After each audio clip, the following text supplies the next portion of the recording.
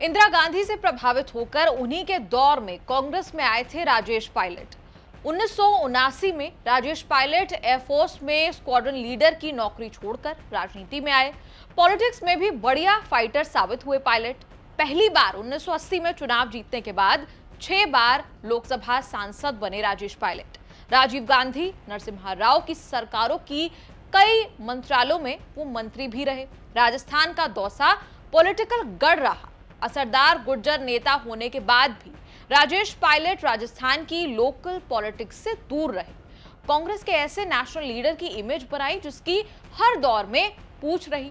इंदिरा गांधी, राजीव गांधी, नरसिम्हा राव, अपने जीवन के सभी कांग्रेस प्रधानमंत्रियों के साथ उन्होंने काम किया। राजीव गांधी के निधन के बाद भी राजेश पायलट कांग्रेस के फ्रंट लाइन लीडर बने रहे। एक दौर आया जब कांग्रेस में गांधी परिवार से कोई एक्टिव नहीं था। कांग्रेस में अपना ऊंचा कद मानकर राजेश पायलट भी महत्वाकांक्षी हुए, एम्बिशियस हुए। 1997 में कांग्रेस अध्यक्ष के चुनाव में सीताराम केसरी को टक्कर दी, लेकिन हार गए। इमेज हाईकमान विरोधी की बनी। हालांकि केसरी के दौर में भी राजेश पायलट का कद बना रहा। बड़ा ट्विस्ट और यू टर्न तब आया जब कांग्रेस की राजनीति राजीव गांधी, नरसिम्हा राव, सीताराम केसरी से होते हुए सोनिया गांधी तक पहुंची। विदेशी मूल की सोनिया गांधी जब कांग्रेस में पोजीशन ले रही थी, तब राजेश पायलट विरोधी गुट के माने गए। कई कांग्रेस नेताओं को सोनिया गांधी को नेता मानना अखरने लगा था। ऐसे नेताओं में राजेश पायलट भी गिने गए, लेकिन वो शरद पवार की तरह फ्रंट फुट पर जाकर बिल्कुल एंटी लाइन नहीं ली। टकराव था, इसीलिए पार्टी में रहकर विपक्ष बने रहे। हालांकि राजेश पायलट की उपेक्षा सोनिया गांधी के वक्त में भी नहीं हुई। उसी दौर में 2000 में सड़क हादसे में राजेश पायलट की मौत हो गई। टेलीग्राफ में वरिष्ठ पत्रकार रशीद किदवई ने लिखा था, राजेश पायलट तब खुद जीप ड्राइव कर रहे थे जब दौसा जाते समय बस से टक्कर हुई थी। उन दिनों राजेश पायलट की Z+ सिक्योरिटी डाउनग्रेड की गई थी। जब राजेश पायलट जयपुर के अस्पताल में एडमिट हुए थे, तब उनकी पत्नी रमा पायलट के साथ सोनिया गांधी स्पेशल फ्लाइट से जयपुर पहुंची थी। हादसे में साजिश का कोई एंगल नहीं निकला था। राजेश पायलट के निधन से खाली दौसा लोकसभा सीट पर पत्नी रमा पायलट उपचुनाव जीतकर कांग्रेस सांसद बनी। 2004 से सचिन पायलट लोकसभा चुनाव लड़ने लगे।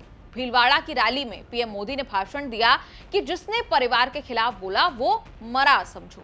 राजेश पायलट से खुन्नस की सजा सचिन पायलट को मिल रही है। कांग्रेस में जिसने परिवार के सामने कुछ भी कहा, कुछ भी बोला, वो मरा समझो। राजेश पायलट जी, एक बार उन्होंने कांग्रेस के इस परिवार को कांग्रेस की भलाई के लिए चुनौती दी थी, एक बार। फिर वो भी झुक गए थे। लेकिन ये परिवार ऐसा है कि राजेश जी को तो सजा दी, उसके बेटे को भी सजा देने में पड़े हुए हैं। राजेश पायलट के बेटे सचिन पायलट की हैसियत किसी पॉलिटिकल फैक्टर से कम नहीं है। राजस्थान में गहलोत की बराबरी वाले नेता माने जाते हैं। 2020 में बीजेपी जाते जाते रह गए थे। माना जाता है कि सीएम बनने की महत्वाकांक्षा रखते हैं, इसीलिए अशोक गहलोत से बनती नहीं। कभी कभी ऐसा मैसेज भी गया, कांग्रेस हाईकमान सचिन पायलट की सुनवाई नहीं कर रहा है। कांग्रेस पूरी ताकत से झूठ बोल रही है कि कांग्रेस के शाही परिवार ने राजेश पायलट का कभी अपमान नहीं किया। अरे जो सवाल मैं उठाता उसके जवाब दो ना, बगले झांकते हो। मेरे परिवारजनों, गुजरों का जितना अपमान कांग्रेस ने किया है, ये राजस्थान की पहली पीढ़ी ने भी देखा है और आज की पीढ़ी भी देख रही है। एक गुर्जर समाज का बेटा राजनीति में जगह बनाने के लिए संघर्ष करता है, पार्टी के लिए ही जान लगाता है, और सत्ता मिलने के बाद शाही परिवार की उस शय पर उसे दूध में से मक्खी की तरह निकाल करके फेंक दिया जाता है। स्वर्गीय राजेश पायलट जी के साथ भी इन्होंने यही किया और उनके बेटे के साथ भी यही कर रहे हैं। गहलोत पायलट की सालों भर चलने वाली तनातनी की बीजेपी मॉनिटरिंग करती रहती होगी। गांधी परिवार से जोड़कर राजेश और सचिन पायलट पर दिया गया बयान वहीं से निकला है। पीएम मोदी ने सचिन पायलट को किसी नेता जैसे पेश किया जिसे गांधी परिवार सजा दे रहा है। मोदी की सहानुभूति सचिन पायलट के लिए ना तो चुनाव के लिए अच्छी है, ना कांग्रेस के लिए, ना गांधी परिवार के से संबंधों के लिए। मोदी का बयान काटने फौरन आ गए सचिन पायलट। मैंने प्रधानमंत्री का बयान देखा और उनका जो बयान था वो तथ्यों से बहुत परे था।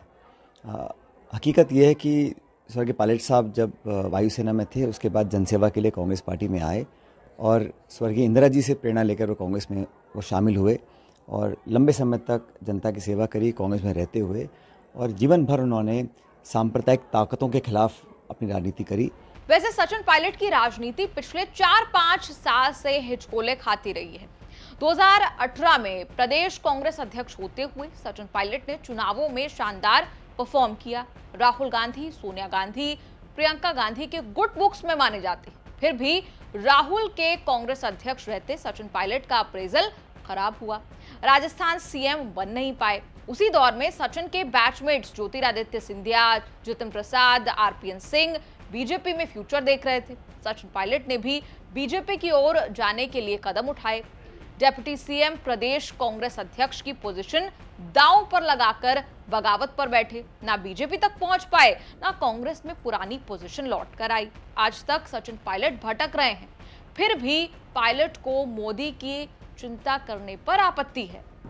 जहाँ तक उन्होंने मेरे बारे में कहा, मुझे लगता है कि मेरे वर्तमान और मेरे भविष्य की चिंता किसी को करनी नहीं चाहिए। वो चिंता हमारी पार्टी और हमारी जनता करेगी और हमारा खूब ख्याल रखेगी। जहाँ तक सोनिया गांधी जी हैं या राहुल जी और प्रियंका जी हैं, दशकों से हमारे संबंध इस परिवार से भी हैं, पार्टी के साथ तो हैं ही, और ये रिश्ता दिल का है, ये रिश्ता पुराना है और मुझे लगता है कि इसमें किसी को बहुत ज़्यादा बयान देने की कोई ज़रूरत नहीं है। हम लोग पार्टी को मजबूत करने के लिए काम कर रहे हैं और इस प्रकार के जब बयान आते हैं तो समझ में आता है कि कहीं ना कहीं बीजेपी बैकफुट पे है। इमेज अच्छी है, दावा भी लॉजिकल है, शायद इसीलिए हाईकमान या गांधी परिवार से कभी उनका तिरस्कार नहीं हुआ। कोशिश होती रही कि गहलोत पायलट में युद्ध विराम बना रहे। चुनावों में स्टार कैंपेनर बनाकर कांग्रेस कार्य समिति में लाकर किसी तरह गांधी परिवार ने सचिन पायलट को एंगेज किया हुआ है। अभी भी पायलट की पॉलिटिक्स के टेक ऑफ करने पर सस्पेंस है। पार्टी ने चुनावों में अशोक गहलोत को आगे किया। अगर कांग्रेस दोबारा जीती तो अशोक गहलोत फिर दावेदार होंगे। सचिन पायलट को सीएम के लिए नए सिरे से संघर्ष करना होगा। अगर कांग्रेस नहीं जीती तो पता नहीं पायलट का क्या होगा। आपको क्या लगता है, पायलट का क्या होगा और फिलहाल राजस्थान का क्या हो रहा है? ये भी आप कमेंट्स में लिखकर अपनी राय बता सकते हैं।